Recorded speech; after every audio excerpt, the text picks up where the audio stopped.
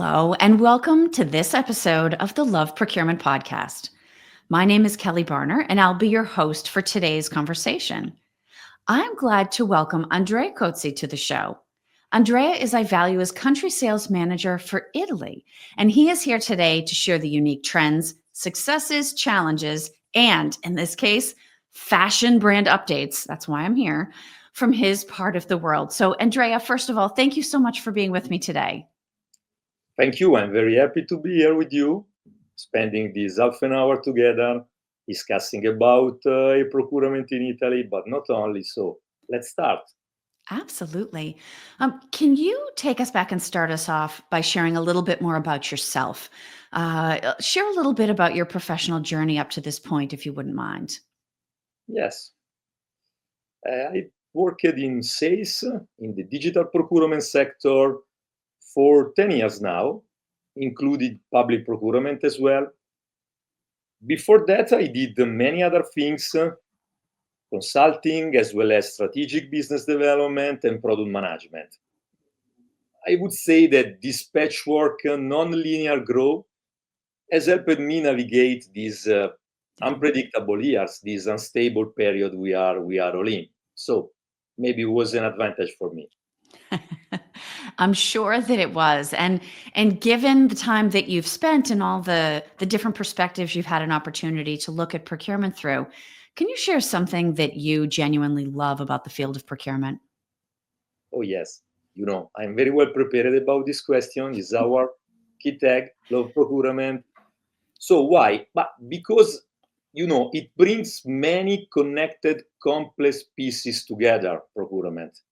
It's really rich. There is richness inside. And I'm an engineer, so maybe I enjoy turning complexity into clarity. Yeah. I hope so, at least. The complexity keep it everything in the procurement in a way fresh, if I may say. Yeah. There is always new challenges. It's not the gray order factory people pictured decades ago. We are always talking about procurement like this order factory, gray people, everything is the same. It's totally different. Today, it has a strategic position in the companies. It has a strategic seat at the right table, at the table where decisions are taken. And we have also new topic on the table: resilience, sustainability, and of course, growth. So that's why today I love procurement, and I'm still in love with it. And there's never a dull moment, right? You never know what a day is going to hold. If we start thinking about your part of the world from sort of the highest level, how would you describe the current state of the Italian market for procurement technology? Italy is in a second wave of procurement digitization. Basics are in place, I would say. Companies are moving up into source to pay, supplier risk visibility, sustainability data capture. The drive to digitize procurement process is very strong today, especially among tier 2 enterprises. Many of these enterprises have not yet adopted anything in some case. So they didn't have any procurement suite, any procurement platform. So time to change, time to do something. So interesting time, I would say, in Italy. Yeah. And as we start to drive that change, certainly procurement is very focused on the potential of digital transformation. But are there any other specific stakeholder groups from maybe different functional areas that also have a vested interest in watching what procurement's doing and maybe even benefiting from the outcomes we're able to drive? Absolutely. Yes. Also here, things are changing. Now, finance, it's really an important stakeholder for us in procurement. Finance, cash and controls, they want clear three-way matching, they want cash forecasting. More in general, we can say they need the strong auditability. Then we have IT guys. They are looking for reliable ERPs, HR, MDM integrations with the procurement. They love to have SSO, APIs, consistent data model. For them, I would say the only gray is data once, reused everywhere. So they want clean integration, clear flow of the data. They are an important stakeholder, maybe the second one after procurement. And I would also mention the rising sustainability ESG teams. Here, the focus is to have audit-ready reporting. They don't want to do the report manually. They want something that help them. And for example, think about CSRD compliance. It's really important for them to have something that help the team in produce the reporting. So I would also mention sustainability and ESG teams. Now, when you think about, let's sort of flip this. So we know that procurement wants to drive transformation. We know all of those different groups benefit from it, as does the company as a whole.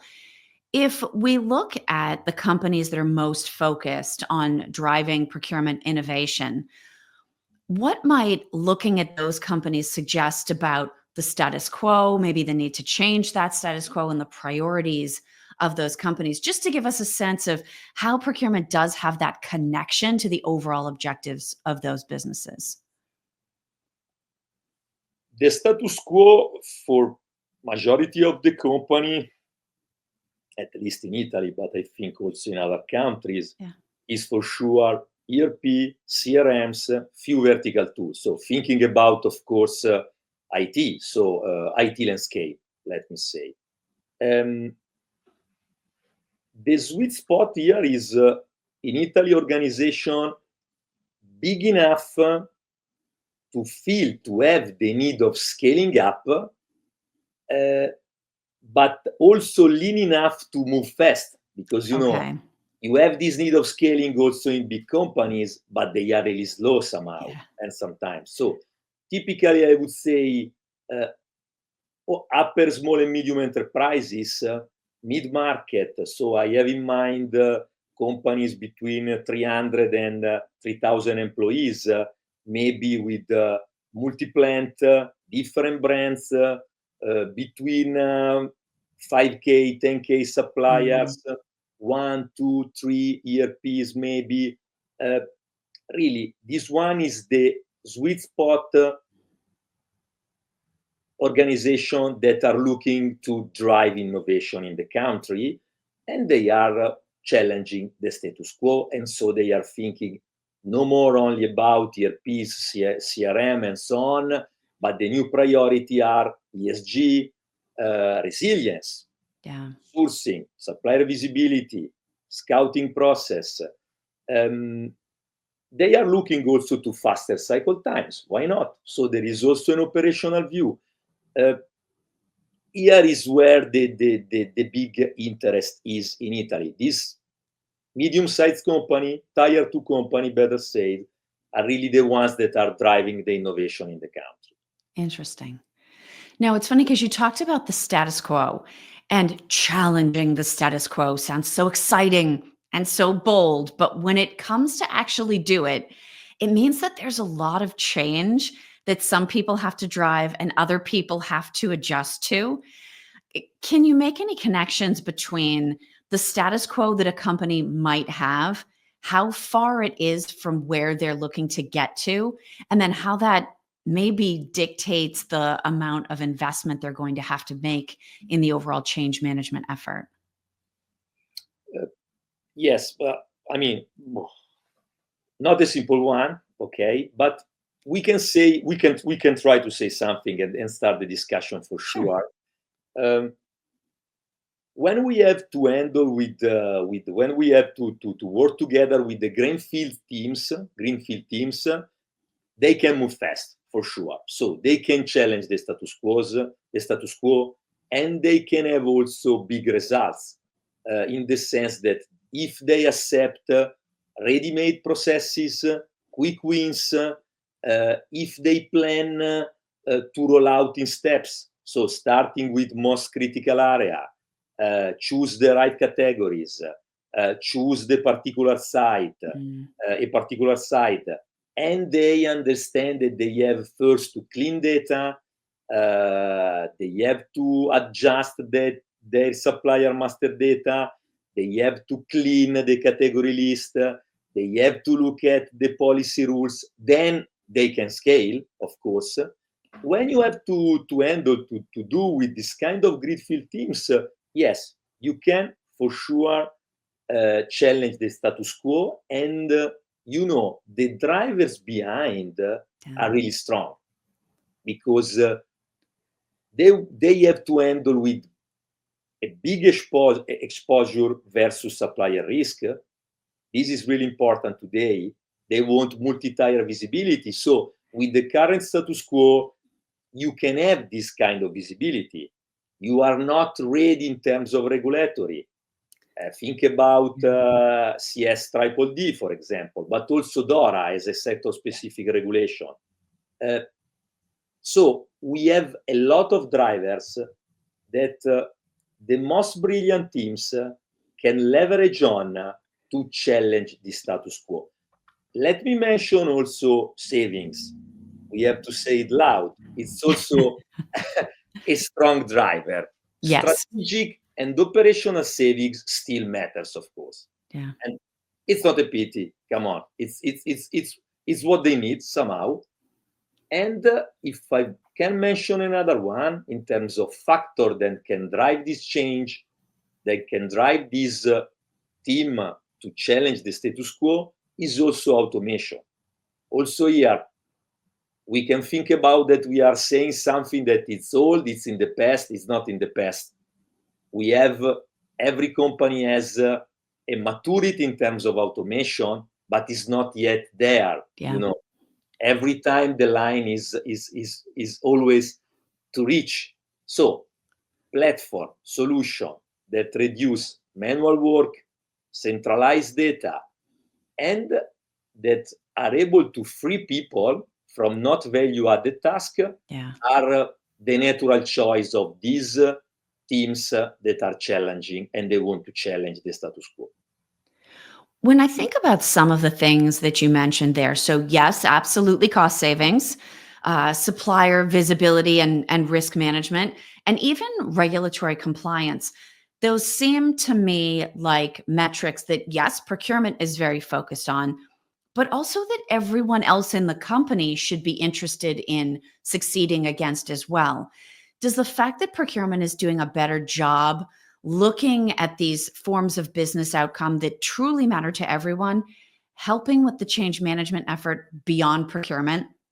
Does it make it a little bit easier to bring along a business stakeholder if you're able to say, and we can minimize your supplier risk, or we can ensure that you're compliant with regulations?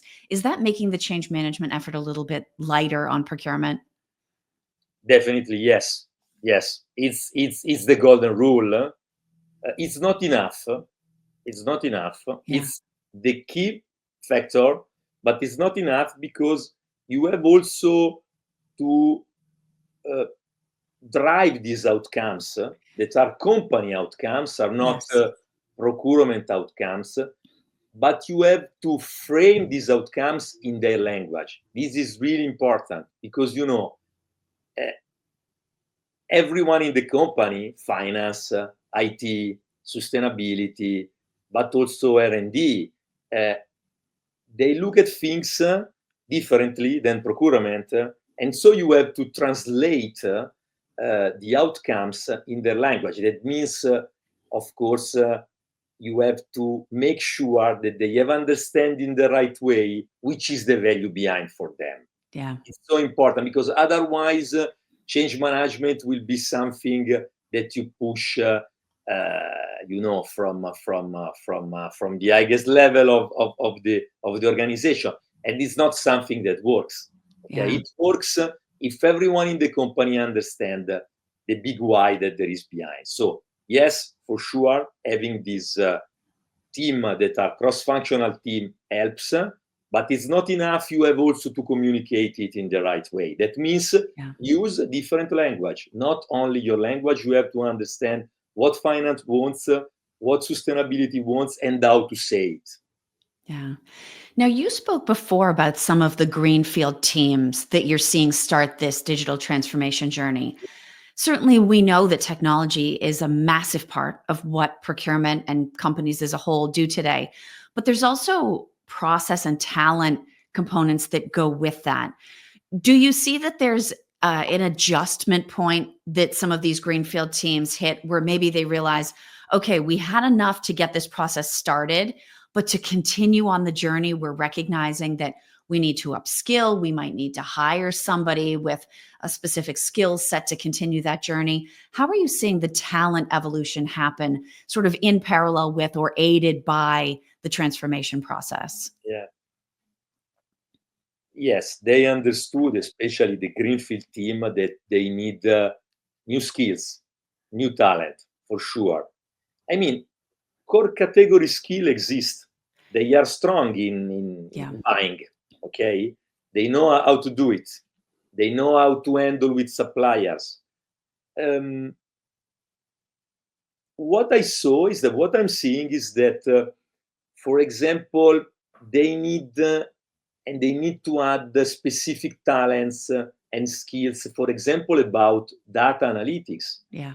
They need really power user on that, because sometimes they ask a lot for an advice from you that it's okay, but they still lack from competence and skill inside the company. So I would say clearly this data analytics capability, power users, okay, in that. Another talent that it's something that is so important today, and this procurement organizations still doesn't have a lot, is ESG specialist. So they need this supplier risk ESG specialist. And the last, you already say something about technology. Yes, for sure, it's so important for them. So I want to go a little bit in depth here. Why not platform admins, solution admins? So the admin is no more an IT guy or only an IT guy. The admin is also someone that is from the business, that is able to handle our solution. So yes, there is a strong and continuous change also in these skills and talents that we can find in a company, for sure, especially in the growing one, as you say. Sure. When you find a green field, maybe sometimes it's better because it's more simple for them to fill this kind of gap. Yeah. Now, because we're talking about growing companies and in some cases, greenfield companies, I'm also curious about what this process of transformation ends up meaning for suppliers. I mean, you can tell me if I'm right or not. I would assume that a mid-size company is going to have smaller suppliers than a global enterprise. And so they also need to go through this adjustment process. Are you seeing that that's the case, that because you're helping some of these small to mid-sized companies make this leap forward in their journey, that it means bringing a supplier base of smaller organizations with them? Yes. You are right in the sense that when we look at small to medium-sized organization, supplier bases are mainly small and medium enterprises. And let me say, in some districts, you have many suppliers that have fewer than 10 employees. So you are really, exchange information, and you have a relation. And sometimes also is a key supplier for you, but is a five employee company. Yeah. So how to handle this? You have to design, to think about onboarding processes to be inclusive, to be fast, also for this small, super small company, and zero fee for supplier, for sure. They don't have to pay anything to be one of your supplier. And you have to put a lot of focus on the supplier onboarding process. That means prioritize self-registration, permit progressive profiling. So ideally, you have to ask only what is needed now and stop it, and then you can enrich later. Another thing that really helps a lot is to have built-in local fields. For example, in Italy, we have the PEC, that is a particular email, or we have the codice destinatario of the SDI, that is the invoicing government system. So if you add this kind of built-in local fields, it helps a lot also the small supplier to fill in your questionnaire, your qualification questionnaires. Let me say one last thing on that.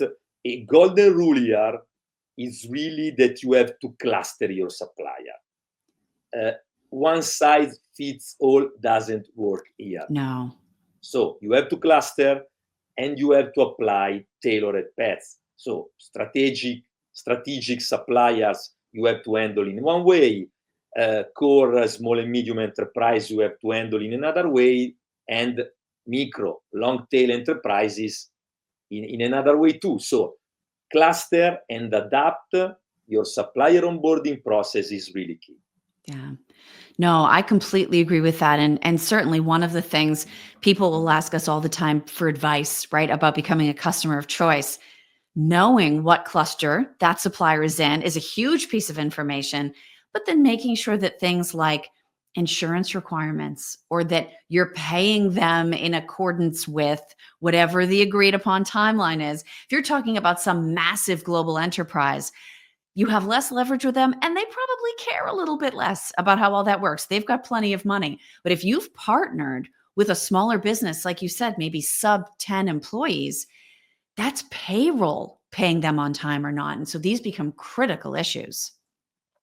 Exactly. Now, are there any either new or unique to Italy regulatory changes that are working their way through the system that are impacting how procurement works in the country?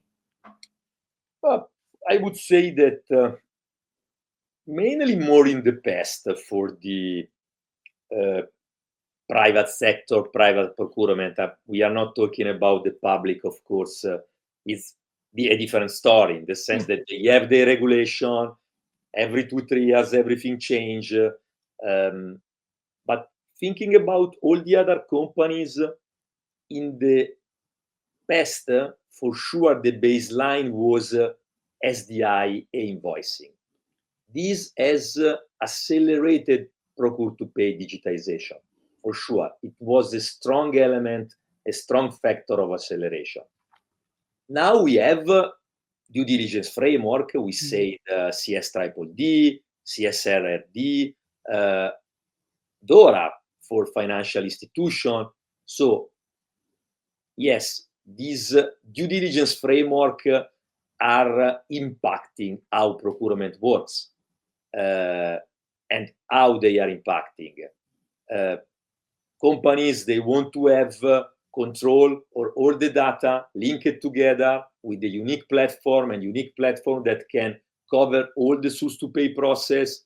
So it's really important to give to this company traceability, to give to this company information at the right time, and also have the capability to put all this information together for the audit report. This is also important because they want to save time in that. So I would say this due diligence framework now is the change if we think about regulatory, the regulatory that is really impacting in the country. Yeah. Now, since Italy is home to many of the world's luxury fashion brands, I know I teased this at the open. This is my big finish, everybody. Thank you for listening and watching. I'd be interested in anything you can share specifically with regards to their procurement priorities. So these very well-known luxury fashion brands, what are their current procurement and I'll include in that supply chain priorities? Yeah. Oh, a lot of priorities. I say three big ones. Speed up the P2P process. It's still really slow, especially from someone of these luxury big brands. So they have still to speed up the entire P2P process. That means PR, PO, three-way matching, all this kind of stuff. So more focused on AP part, let me say. But I mean, it's a need. So we have to say it. It's something that they have to speed up. Already said, but it's important also for them, for sure, traceability. Yes. And here I'm thinking about direct spending. They have to trace direct spending till to tier 2, tier 3, tier N suppliers. So they have to trace down to these tiers. It's not enough to have the first two, the first three even, okay? And last one of these three, okay, as we say, there are many priorities.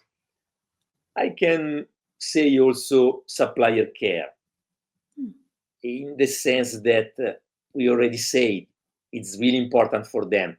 They have to keep everything very easy for small suppliers, workshops, really small enterprises. So yes, digitize, but keep it very easy and simple. Yeah. And that's good advice for all industries. I'd also be interested if you've noticed any changes or shifts in their approach to sustainability. I know this is one of those spaces with, textiles and you're working globally, even the transportation around moving goods. Any new changes or trends that seem to be underway? Yes, totally, definitely. Yes, a lot. It changed a lot in the sense that for them, reputational risk is really key. That's huge. That's huge. It's a huge risk. And this risk is due to weak controls at tier N supplier. It's difficult to have this control. Okay, so this is impacting their approach to sustainability. Let me be very direct. Less storytelling, more proof now. Yeah. More proof. What does it mean? They want to capture evidence of problem, potential issues during onboarding, during sourcing, during contracting, during ordering. So it's no more a side task, really. It's something that now is core for them. Let's try to make it concrete. If key documents of information are missing, the system flag it until it is fixed. So less storytelling, no more greenwashing, more proof, for sure. Yeah. It's really a big change of these 1 year, 2 years, no more. Yeah. Well, Andrea, it's been incredibly interesting learning about what's going on in procurement in Italy and hearing based on your experience. I wonder if we could maybe wrap the conversation with you sharing a piece of advice. So, this is uniquely based on your view of procurement, what you're hearing from companies, what you're seeing in the market. What's a thought or a piece of advice that you would like to leave listeners with? Embrace the change. Embrace the change. Especially, I'm thinking about AI. Treat AI, Gen AI, agentic AI, like new teammates. Really, it's a new teammate. It's not a shiny toy that you have and sometimes you want to ask something. It's not like that, really. It's a new teammate. It's someone that is working with you, for you. And yes, you can start small. Why not? You have to learn first, but then scale what works. It's really important to have this view, this open approach. This is Excellent. my advice. That is a fantastic piece of advice that really applies to everything that we've talked about, whether it's procurement specific, technology implementation, change management, some of these regulatory compliance issues, because there is so much change. And we just have to embrace it if we want to succeed. Andrea, thank you so much for joining us for the Love Procurement podcast. Thank you for sharing your time and your expertise. I'm really glad we were able to have you with us. Thank you. Thank you very much.